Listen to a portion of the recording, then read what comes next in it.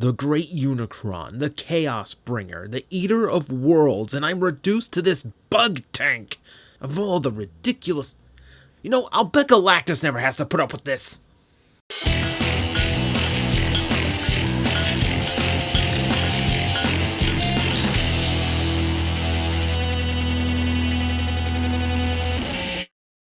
Ah, Cybertron, my happy place in Transformers. I don't know if I mentioned this, but very, very good toy line with a lot of variety, and this is a prime example of it. Meet the deluxe class Unicron. This was an idea. So after the destruction of Unicron and Energon, they wanted to keep the character around. It's the Unicron trilogy after all, so let's make him a deluxe. Let's make him this weird little destroyer tank, and we'll just say, like, this is him as he's beginning to restore himself. And, like, even this thing's pretty huge in canon. The few times, like, comic book stories used it, and it's a pretty interesting design. Like, again, speaks to the originality of the Cybertron series and the risks they were willing to take. Extremely alien tank design with a lot of insectoid elements to it that all lend itself to Unicron's natural design. So, first off, very round, very smooth all around. And here's the neat part. You can actually see the curvature to it.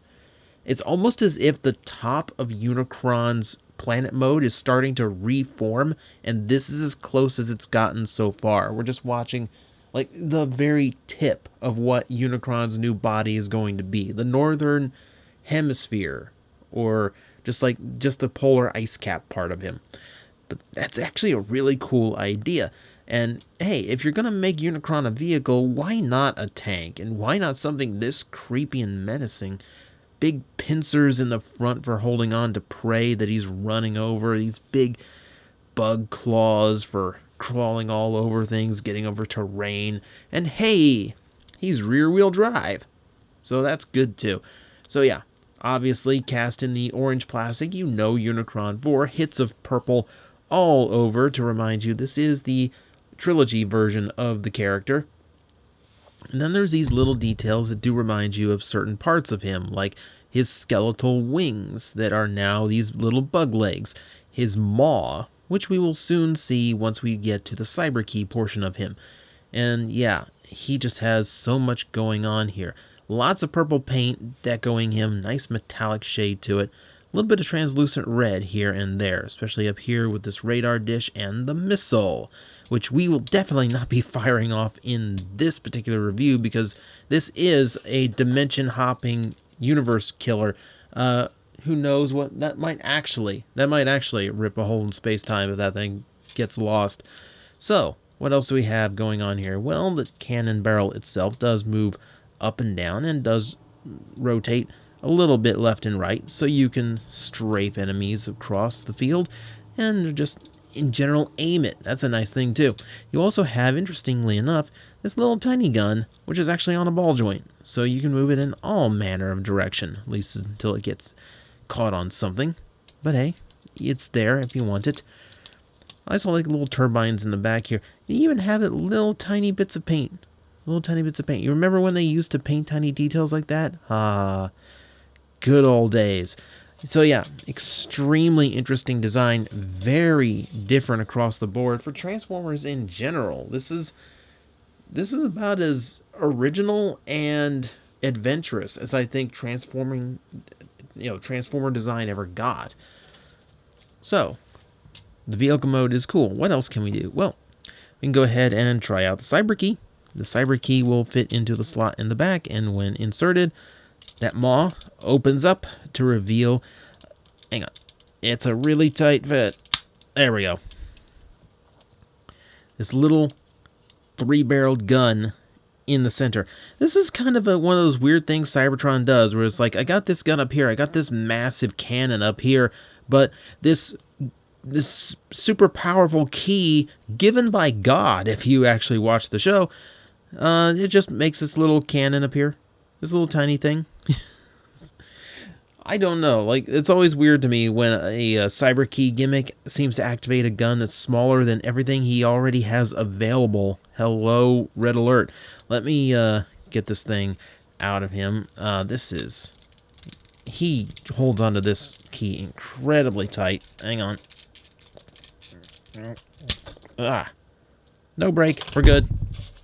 Alright, so let's get this guy to robot mode. We'll see what else he can do. Now, for the sake of simplicity, since we'll be needing these for something else later anyway, we will go ahead and remove the little spider legs, and then thusly start to dismantle this mode, bringing these legs down.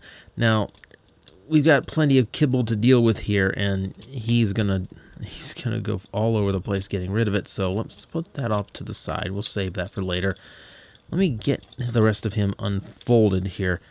Now, we got the front end. It has to unclip there. There's where the arms are.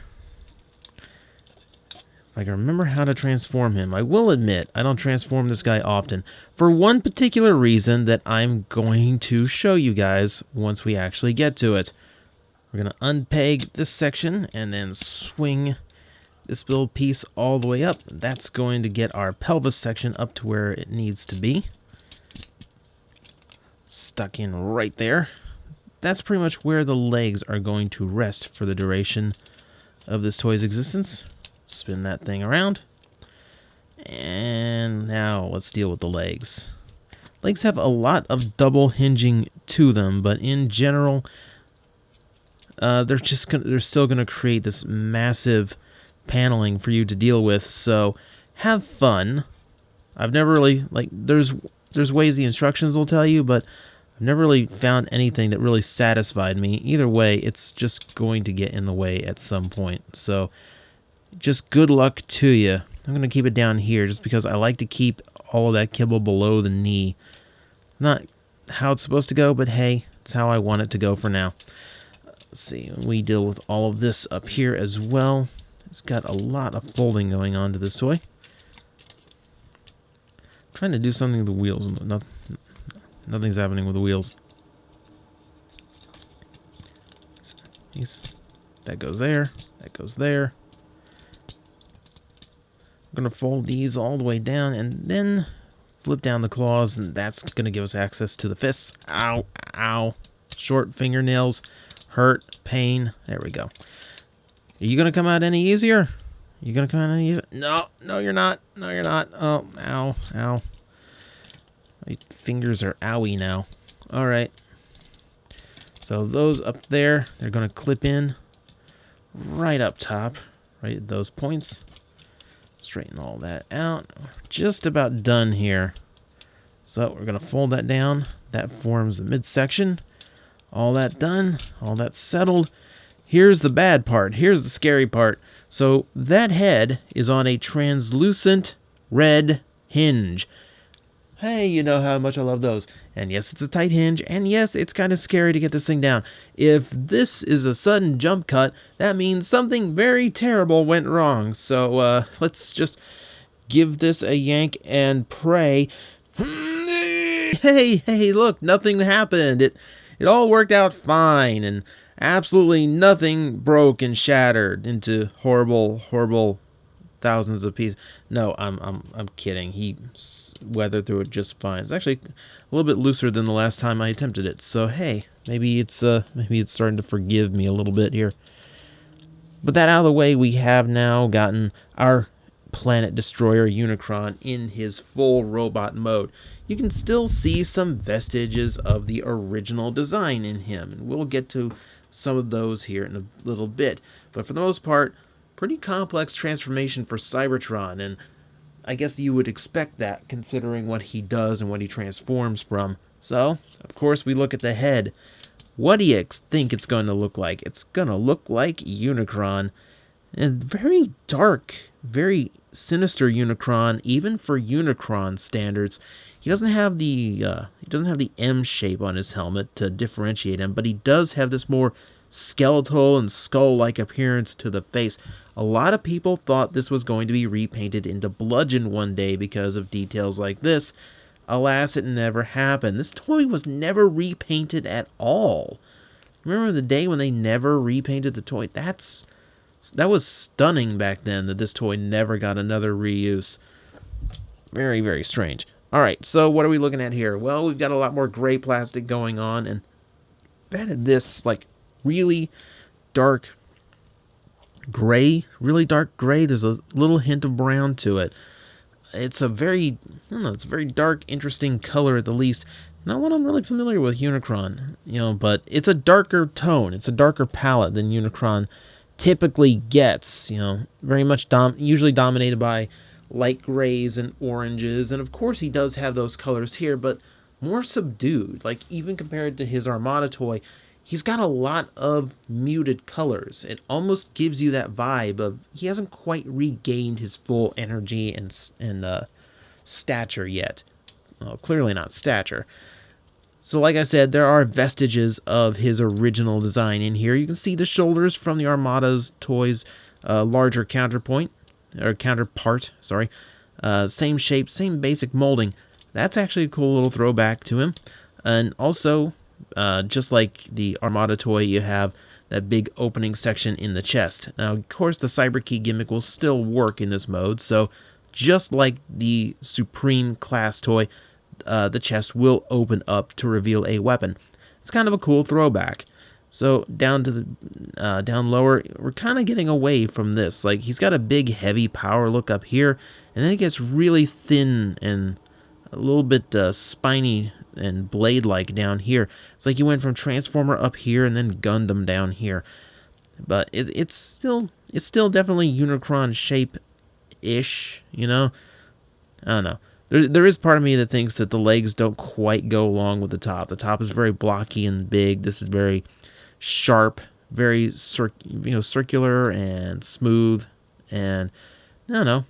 It feels like there's an aesthetic break there somewhere, and it's relying on those giant panels on the legs in order to give him the orange color down there. So what else can we look at here? Well, he's not the cleanest guy. He's got about a third of his vehicle mode still hanging off of his back, but the guy's still reforming. He still hasn't quite gotten all that figured out yet, so we can give him a pass. We better. He'll probably eat us if we don't. What do we do for articulation? Well, head rotates left and right. Always a good thing to have. Shoulders, universal. Swivel here, hinge here. All works great. You also get a bicep swivel just above the elbow and a 90-degree elbow bend. Looking great so far. Great rotation in the waist. No problem there. Hips, again, great. Though his knee is so spiky, he's going to collide to his own belly if you are not careful. So some poses may be a little bit restricted, but thankfully a 90-degree knee also allows you to get that out of the way. It does also have a bit of range of motion itself, just in case you need to move it to a more correct position. Thigh swivel as well, by the way. You also have a great knee bend, and then angles that go inwards on both sides, so that helps you with your poses. Keeps his balance. Make sure your Unicron is ready for battle with any Matrix bearer that may come along to try and ruin his existence. So beyond the missile that still works and the Cyber Key that still works, we do have those bug legs to deal with. Now, unfortunately, there's no way to peg him to his back and give him those wings. That would have been really cool. Instead, we kind of have to go with plan B, which is these alternate methods. Now, he's supposed to be able to hold these things across his hands, though I don't know. Some of them don't quite fit as well as I wish them to. But at the very least, the smaller claws do fit into his hands for handheld weapons. It's not seem like Unicron to take things hand-on like this, but hey, it's something. at least he has some accessory count with them. You can still store him on the legs, and that's perfectly fine. I still wish he had some way to store him on his back. See, like, when you have these big pieces of back cable on here that aren't really doing anything, you think, swivel out and peg in so you could actually do that. Unfortunately, no. Does not work the way it probably should, which is rather unfortunate. But hey, you can't have everything. You can also leave those out as little tonfas, or to tuck the fist back in and put it back in so you have claws out that way. He's got a lot of claw-based weaponry, is what I am basically getting at here. So, that all out of the way, that would be our deluxe class Unicron. Definitely a unique little snowflake in the Transformers universe. The fact that you can even make a Unicron at a small size is kind of strange to begin with, and then you make him this weird spider tank thing that is extremely alien, and it does make him extremely cool, but he does come up short in a few places. I do think there's some weird aesthetics going on between his upper and lower halves, and I really wish they did something better with the shells. It seems like no matter what size the Unicron is, we're going to have to deal with big pieces of shell getting in the way of our good time. But still, he makes for a fine figure. Just one that, man, I wish they had ever gotten to a repaint, because Bludgeon, Bonsaitron, something, anyone, this could have been some cool stuff. But as it stands, it's still a pretty unique figure.